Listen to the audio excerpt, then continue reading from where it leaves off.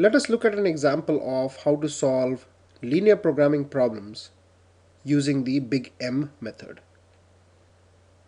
The problem given to us is use Big M method to maximize z, where z is equal to 6x1 plus 4x2. And this is subject to the constraints 2x1 plus 3x2 is less than equal to 30, 3x1 plus 2x2 is less than equal to 24, x1 plus x2 is greater than or equal to 3, and x1, x2 is greater than or equal to 0. So as you can note here, we have two constraints which have a less than or equal to sign, whereas one constraint which has a greater than or equal to sign. And since we have a constraint which has a greater than or equal to sign, we have to use the Big M method. Now the first step in solving the linear programming problem is to construct an LP model of the problem. Now in this example, we have already been given the LP model for the problem. So we don't have to formulate the LP model. However, there are two conditions which should be taken care of before we move to the next step. The first condition is that the right hand side of each of the constraints should be non-negative. So that condition has been met here. The second condition is that each of the decision variables of the problem should be non-negative. So here we have already put the condition that x1 and x2 should be greater than or equal to 0. So that condition has also been taken care of. So now we can move to the next step, which is standardization of the problem. Now in order to solve this example using the Big M method or the Simplex method, we need to convert the constraints which are currently in the form of inequalities into equations. That means we have to convert the inequalities in such a way that the left hand side becomes equal to the right hand side. So now our first constraint is 2x1 plus 3x2 is less than equal to 30. So in order to make this left hand side equal to the right hand side, we have to mainly take care of the less than sign. So we have to avoid the condition where the left hand side is going to be less than 30. So basically, in case left hand side becomes less than 30, we need to represent the amount by which the left hand side is less than the right hand side by a variable known as the slack variable. So we'll add a variable to the left hand side in order to make it equal to the right hand side. So our constraint now becomes 2x1 plus 3x2 plus s1. S1 is the slack variable which is representing the unutilized or underutilized capacity is equal to 30. Similarly for the second one, because second one also has a less than equal to sign, so 3x1 plus 2x2 plus s2 is equal to 24. Now for the third constraint, x1 plus x2 is greater than or equal to 3. So now we have to take care of the situation where x1 and x2 is greater than 3. So that means in case the left hand side is greater than the right hand side, we need to subtract the excess quantity from the left hand side. So then our equation becomes x1 plus x2 minus s3, this is the surplus variable, is equal to 3. Now all the variables should be greater than or equal to 0. So x1, x2, s1, s2, s3 should be greater than or equal to 0. Now when we try to find the basic initial feasible solution, we will have to place x1 and x2, which are the decision variables, as 0. In that case, what will happen is minus s3 will be equal to 3. So minus s3 will be equal to 3, or s3 will be equal to minus 3. But this is violating our constraint that all the variables should be greater than or equal to 0.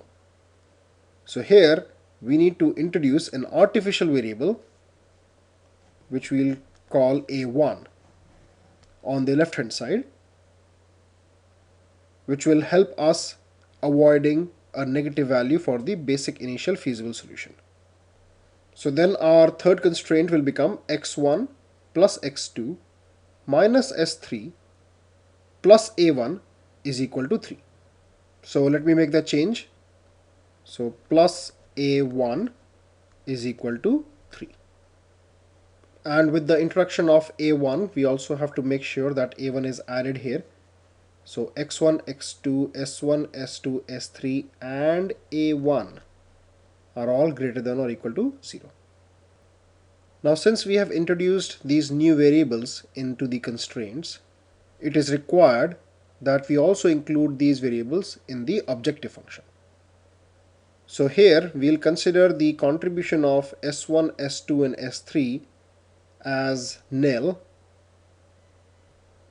for the profit, assuming that z represents the profit, because that's what we have to maximize. And for a1, since we do not want a1 to appear in the final solution, we will give it a very high negative value because we are in the maximization objective, and if we do a negative value, that means the impact of having a1 in the final solution is that the profit is going to reduce dramatically. So our objective function becomes z is equal to 6x1 plus 4x2 plus 0s1 plus 0s2 plus 0s3 minus m a1. So m represents the high number and negative sign represents that introduction of a1 in the solution will reduce the profits dramatically. So now we have our objective function and the constraints in the standardized form, which can be solved using the simplex method. So the next step will be to create the simplex table. So for ease of reference to these equations, what I'll do is I'll replace this problem statement with this standardized form of LP model. So the first row of the simplex table represents the contribution per unit represented by Cj, and this is nothing but the coefficients of the variables in the objective function. So 6, 4, 0, 0, 0 and minus m. The next row indicates the variables in the problem for which the Cj components have been written in the first row. So x1, x2, s1, s2, s3, a1. And then below the second row of the table, the coefficients of variables in the constraints are noted down. So our first constraint is 2x1 plus 3x2 plus s1 is equal to 30. So the coefficient of x1 is 2, coefficient of x2 is 3, and s1 is 1. And then there is no s2, s3 or a1, so we will put coefficients as 0. For the second constraint, 3, 2, 0, 1, 0, 0. And for the third constraint, 1, 1, 0, 0, minus 1, 1. So now let's move to the next step, which is to establish a basic initial feasible solution. And as part of that step, we'll complete the simplex table. Now, in order to establish the basic initial feasible solution, we have to consider x1 and x2 as zeros. However, in the third constraint, we also have the artificial variable a1. So for the third constraint, we'll consider the surplus variable also as 0. So then we get S1 is equal to 30 if we put x1 and x2 is equal to 0 in the first constraint. S2 is equal to 24 and A1 is equal to 3. So now we need to add two more columns on the left hand side of this table. The first column is the CB column and the second column is the basis column. The basis column represents the non-zero variables, which is S1, S2 and A1 in this case, and CB column represents their coefficients in the objective function. So we have S1, S2 and A1, and the coefficients are 0, 0 and minus m. And on the right hand side of the table, we need to add the solution value column, which is represented by small b. This column will take the values of the basic variables S1, S2 and A1 in the basic initial feasible solution. So we have S1 is equal to 30, S2 is equal to 24 and A1 is equal to 3. So this completes our step number 4. Now let's move to step number 5, which is to perform optimality test on this basic initial feasible solution. Now after we have established the initial basic feasible solution, we need to check if this is the optimal solution or not. So now two new rows need to be added to the simplex table. The first row is zj. Elements in the zj row represent the decrease in the value of the objective function or profit, which will result if 1 unit of that variable in the jth column is introduced into the solution. The zj values for jth column are obtained by adding the products of elements under that column with the corresponding CB values.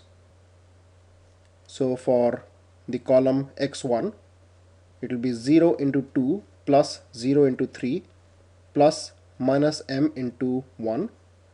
So this becomes minus m. For x2 column, 0 into 3 plus 0 into 2 plus minus m into 1. So this again becomes minus m. For S1 it will be 0 into 1 plus 0 into 0 plus 0 into minus m. This is 0. For S2 column again 0. For S3 0 plus 0 plus minus m into minus 1, which is plus m. And for A1 0 into 0 plus 0 into 0 plus minus m into 1, which is minus m. And for B, 0 into 30 plus 0 into 24 plus minus m into 3, which is minus 3m. Next we have to add another row, which is Cj minus Zj. This is also known as the net evaluation row. So the elements in the Cj row represent the increase in profit if 1 unit of the variable is introduced in the solution, whereas the elements in Zj row represent the decrease in profits if 1 element of that column is introduced in the solution. So Cj minus Zj represents the net profit or the net change in the profit. So 6 minus m becomes 6 plus m. 4 minus m becomes 4 plus m. 0 minus 0 is 0. 0 minus 0 is 0. 0 minus m is minus m. Minus m minus m becomes minus m plus m, which becomes 0. Now, this row Cj minus Zj determines whether or not the current solution is optimal. So a positive value in the Cj minus Zj row indicates the amount by which the profit will be increased if a unit of the corresponding variable is introduced into the solution. However, a negative value indicates the amount by which the profit will be decreased if a unit of the corresponding variable is introduced in the solution. Now, in case all the values are negative or 0, then in case of maximization, the current solution is optimal. This is because the negative value indicates that if we try to further improve the solution, the profit will be decreased. However, in case any element is positive, the solution is not optimal and there is scope for improvement. So in this example, we have positive values for column x1 and x2, which indicates that there is scope for further improvement. Hence, we need to proceed to the next step, which is to improve the current solution. Now, since we have positive values for the row Cj minus Zj, which indicate that the solution can be improved further, we observe the value of Cj minus Zj for different columns and mark the column with the maximum positive value. So we have 6 plus m, 4 plus m. These two are the positive values. The highest is 6 plus m. So we'll mark this column. So the variable heading of that column is the one that should be entering the solution, that is the corresponding product should be produced. This variable is called the entering variable or the incoming variable, and the column in which it occurs is known as the key column.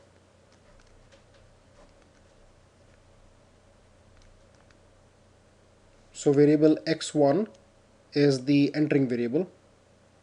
Now we have to find the departing variable, which will be replaced by x1. Now to determine which of the variables will be replaced by x1, we have to add another column. This column is represented by theta, which is the replacement ratio column, and the values are found by dividing the values in column B by the corresponding elements in the key column. So 30 divided by 2 is 15, 24 divided by 3 is 8, and 3 divided by 1 is 3. Now the row containing the minimum non-negative ratio is marked. So in this case it is 3. So this becomes our key row, and the corresponding variable, that is a1, becomes the departing variable. So x1 is the incoming variable and a1 is the departing variable. Now after we have selected the key column and the key row, a revised simplex table providing an improved solution can be developed. So first, the incoming variable now replaces the departing variable, and the coefficient of the incoming variable in the objective function is entered in the CB column. So let's do that. So here we have x1 and the coefficient of x1 is 6. Now I should mark the key element. So the key element is the intersection element at key row and key column. So this is our key element. So now the other elements in the key row are replaced by new elements obtained by dividing old elements by the key element. So basically the idea is to make this key element as 1. Now in our case it is already 1. So even if we divide all these numbers by 1, it will remain the same. So anyways, let me rewrite these numbers in red color to indicate that we have already worked upon this row. Now each of the remaining rows of the previous matrix is substituted by a new row called replaced row, and in order to do that, first the variable and its corresponding CB column element are reproduced without change. So let's first consider the row S2. So S2 and 0 remain as it is. Now next, the idea is that the intersecting element with the key column, which in case of this row is 3, has to be made 0, and that has to be achieved by subtracting a multiple of the reduced key element from this element. So let's first find the multiple. So basically 3 minus 1 into x is equal to 0, or 3 minus x is 0, or x is 3. So the multiple is 3. Now the same multiple has to be multiplied by all the reduced elements of the key row and subtracted from the corresponding element of the target row. So let's do that. So 3 minus 1 into 3 is 0.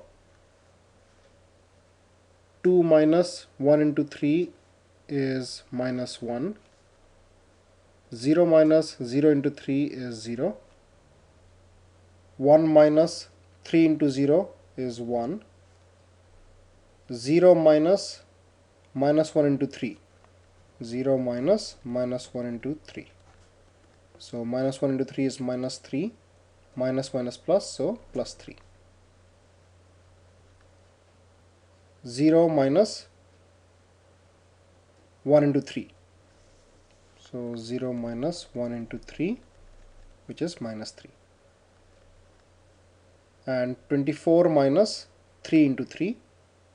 24 minus 9, which is 15. So let me rewrite this row. Now let's move to row S1.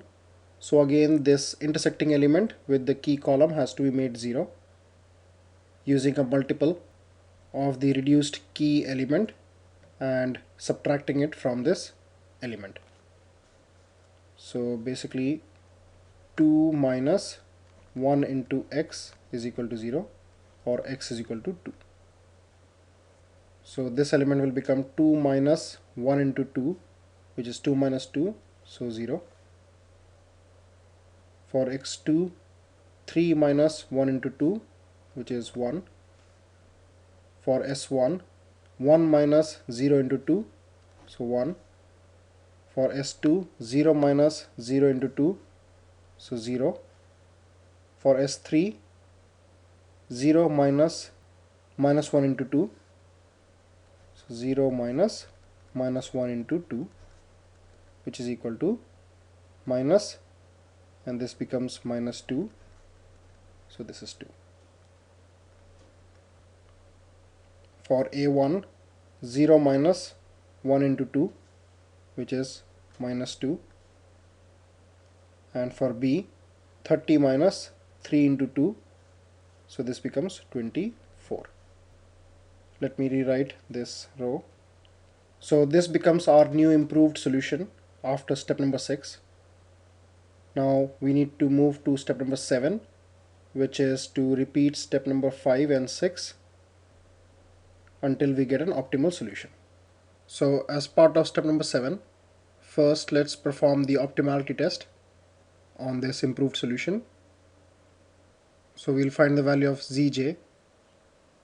I'll leave the first two rows because the CB values are 0, so 0 multiplied by any number will be 0.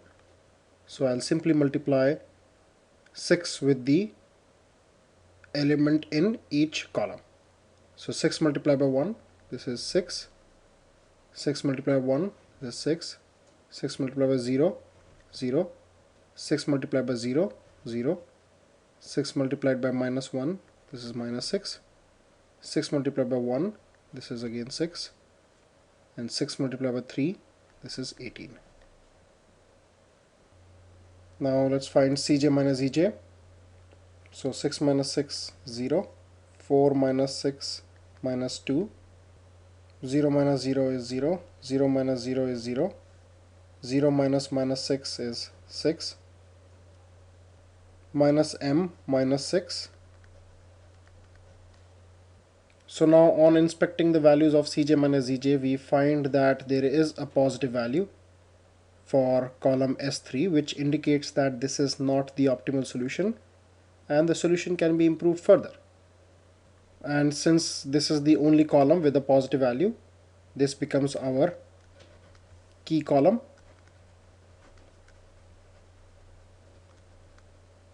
Now let's find the value of theta so that we can find the key row. So 24 divided by 2 is 12. 15 divided by 3 is 5. And 3 divided by minus 1 is minus 3. So the lowest non-negative ratio is 5. So this becomes our key row. So here S2 is the departing variable while S3 is the incoming variable and 3 is our key element. So now let's create a new simplex table. So the departing variable and the CB value will be replaced by the incoming variable and its corresponding CB value. So let's do that first. So S3, and the coefficient of S3 in the objective function is 0. Now we have to make this key element as 1. So we divide the key element by itself. And since we are dividing this key element by itself, we have to divide all the remaining numbers also by 3. So 0 divided by 3 is 0. Minus 1 divided by 3 is minus 1 by 3. 0 divided by 3 is 0. 1 divided by 3 is 1 by 3. 3 divided by 3 is 1. Minus 3 divided by 3 is minus 1. And 15 divided by 3 is 5. So let me replace these numbers with the new numbers. Now let's work on the row S1. So we have to make this intersecting element as 0. So 2 minus 1 into x is 0, or x is equal to 2. So 2 is the multiple. So this will become 2 minus 1 into 2, which is 0. Let's do the same calculation for all the remaining elements. So 0 multiplied by 2 is 0, and 0 minus 0 will be 0. 1 by 3, rather minus 1 by 3 into 2 is minus 2 by 3. So 1 minus 2 by 3 is equal to 1 plus 2 by 3. So this is 3 is the LCM. 3 plus 2, so 5 by 3. Now 1 minus 0 into 2, which is 1. 0 minus 1 by 3 into 2, minus 2 by 3.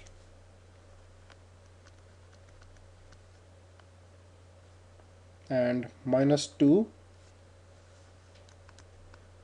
minus minus 1 into 2. So minus 2 plus 2, which is 0.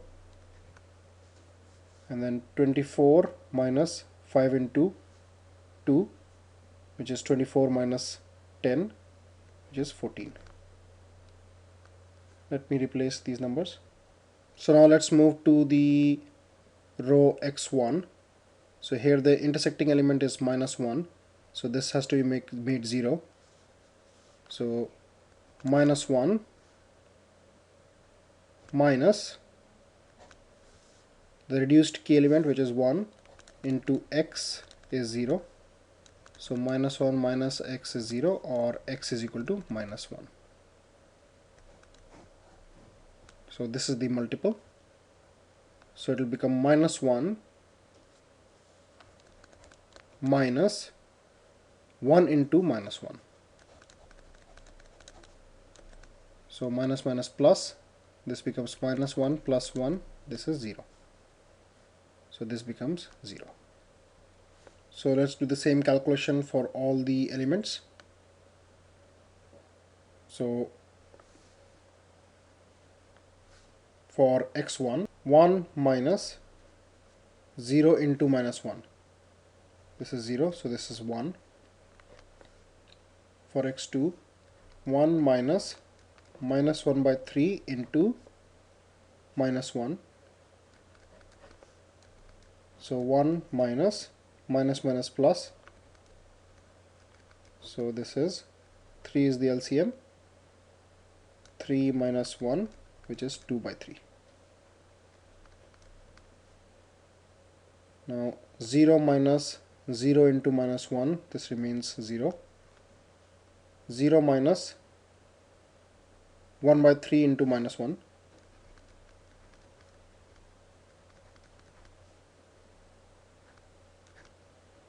So minus minus plus, this is 1 by 3. 1 minus minus 1 into minus 1. So 1 minus 1, which is 0. And for column B, 3 minus 5 into minus 1. So 3 minus minus 5. So minus minus plus, 3 plus 5 is 8. Let me replace with the new values. So this is our new improved solution. So let's perform optimality test on this. So again, the CB values for the first two rows are 0. So I'll simply multiply 6 with the corresponding element in the columns. So 6 into 1 is 6. 6 into 2 by 3. So 3 2s are 6. So 2 into 2 is 4. 6 into 0 is 0. 6 into 1 by 3 is 2. 6 into 0 is 0. 6 into 0 is 0. And 6 8s are 48.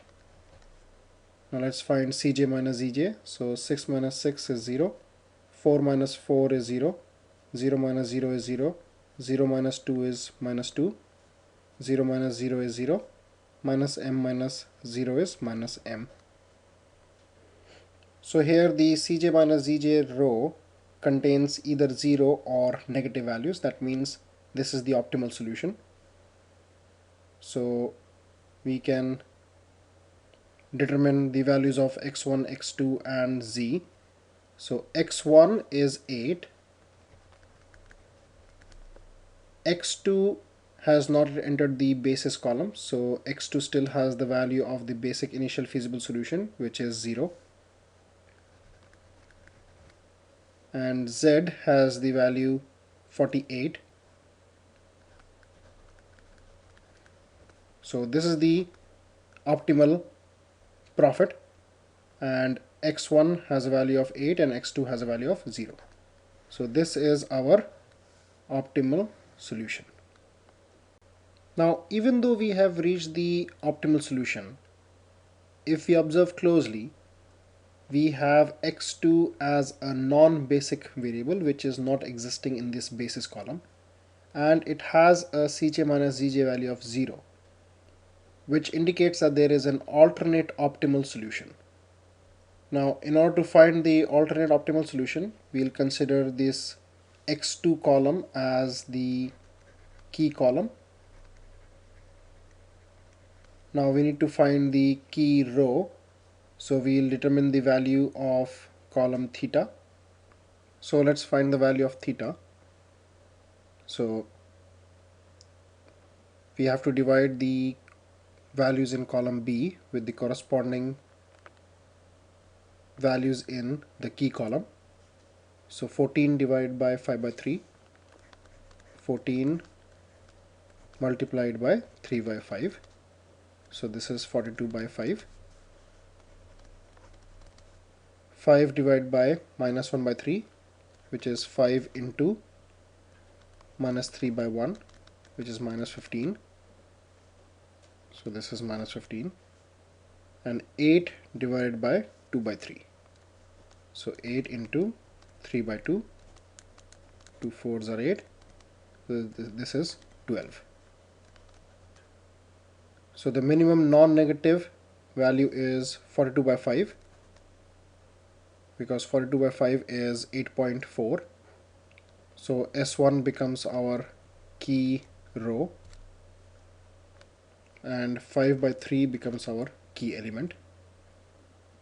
So now we have to divide each of the elements in this key row by 5 by 3, and also we will replace S1 by X2, and the corresponding CB value will be replaced by the coefficient of X2 in the objective function.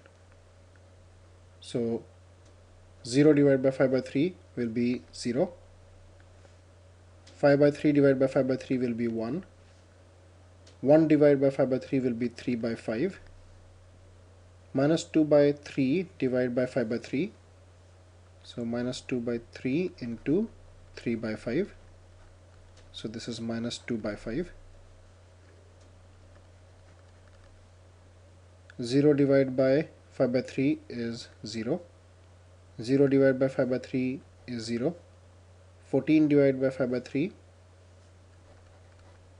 is 14 into 3 by 5.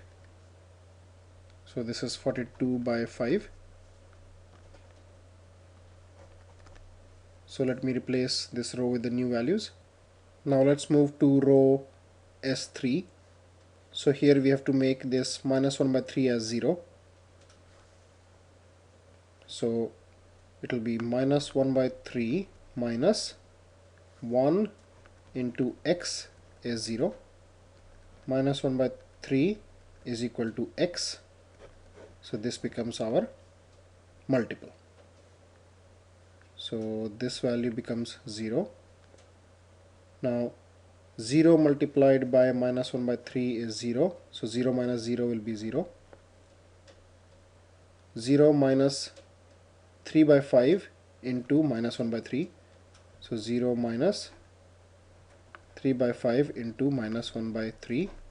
3 gets cancelled. Minus minus plus. So this is 1 by 5. 1 by 5. Now 1 by 3 minus 2 by 5. Minus 2 by 5 into minus 1 by 3. So minus minus plus.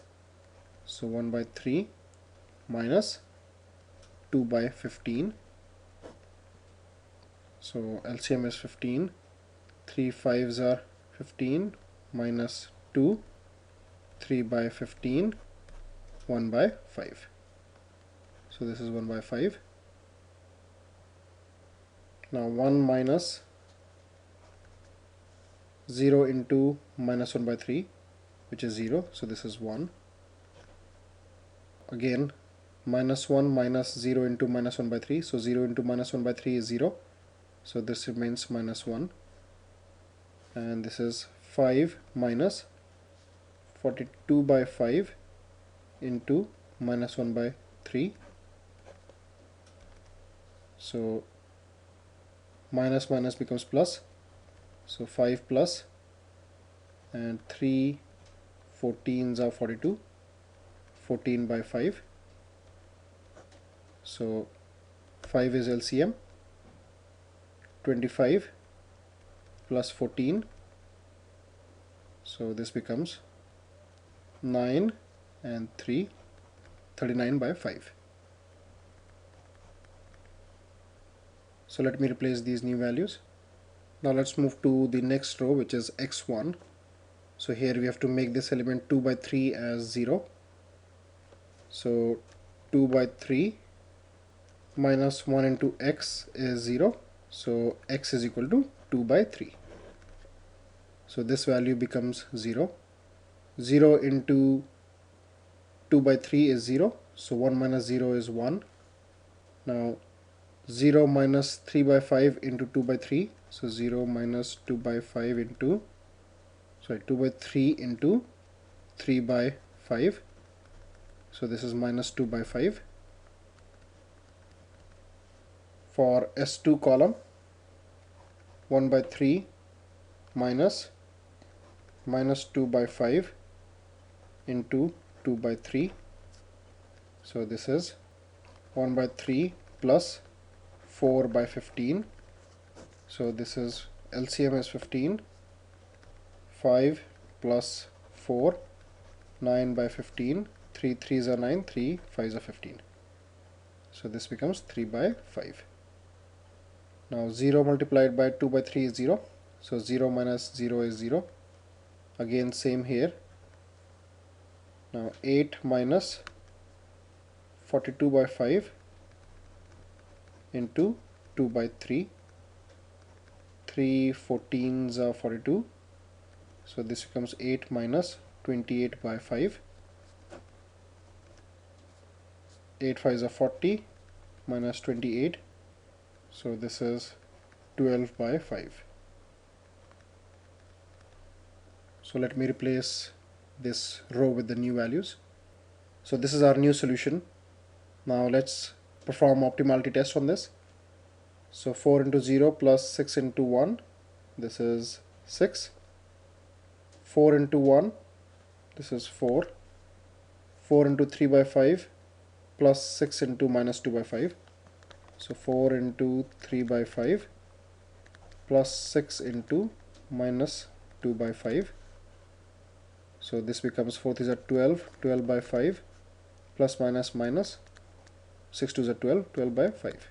So this is 0. 4 into minus 2 by 5 plus 6 into 3 by 5. So this is minus 8 by 5 plus 18 by 5. So this is 10 by 5, which is 2. 4 into 0 plus 6 into 0, this is 0. 4 into 0 plus 6 into 0, this is 0. 4 into 42 by 5 plus 6 into 12 by 5. So 4 into 42 by 5 plus 6 into 12 by 5. So this becomes 4 2s are 8, 4 4s are 16 by 5 plus 6 2s are 12, 6 1 are 6 plus 1 7 divided by 5, 5, 8 plus 2 10, 7 plus 7 14, 240. Now 5 1s are 5, 5 4s are 20, 4 carry over, 5 8s are 40, so this is 48. Now Cj minus Zj, so 6 minus 6 is 0, 4 minus 4 is 0, 0 minus 0 is 0, 0 minus 2 is minus 2, 0 minus 0 is 0, minus m minus 0 is minus m. So all these values are either 0 or negative, which means that this is an optimal solution as well. So here, let's now note the values. I'll first delete these calculations. So we have x2 is equal to 42 by 5, x1 is equal to 12 by 5.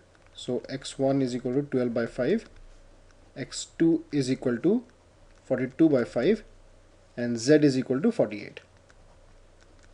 So the value of z will be the same because this is an alternate optimal solution, and in the previous solution also the Cj minus Zj values were either 0 or negative, which means that the value of z cannot be increased any further.